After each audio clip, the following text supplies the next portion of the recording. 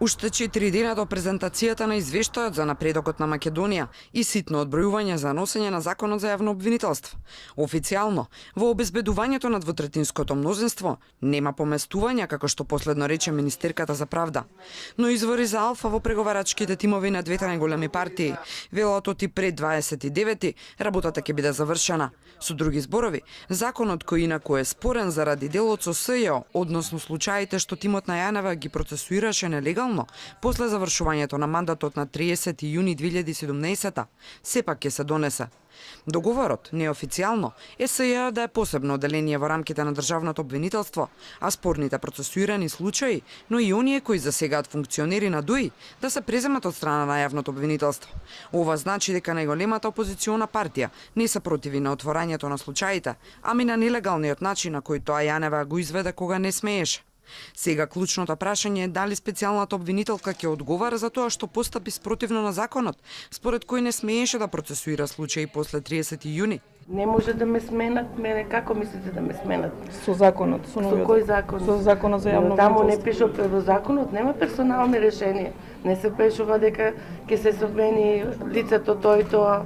Се знае што се пишува во закон.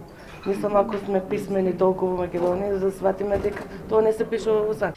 Дали само довербата на специјалната обвинителка извира токму од тоа што се чувствува безбедна оти ќе биде вдомена во рамките на ЈОРМ, или пак затоа што е сигурна дека никој нема да покрене тужба против неа?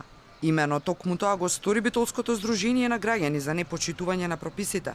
Но јавното обвинителство му ги отфрли кривичните пријави против СЈО, а откако здружението се жалеше, му рекоа оти жалбата е недозволена. И тоа не со решение од обвинител, туку само го известија. На оваа линија ставот на ВМРО од ДПМН е непроменет. Тие немаат намера да бидат соучесници, како што велат, во поддршката на криминалот на СЈО.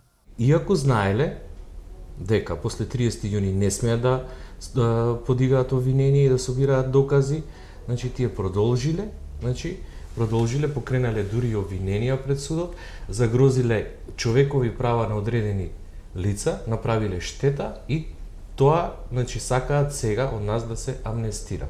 Според Менкиновски, власта за време на преговорите не нудела суштински решенија за обвинителството во целина. Тоа се гледало и во бројот од 40 членови колку што бројал тимот на опозицијата, додека пак СДСМ ја представувала само Дејскоска, што значело само по себе кој со каква сериозност разговара за обвинителството, вели Менкиновски.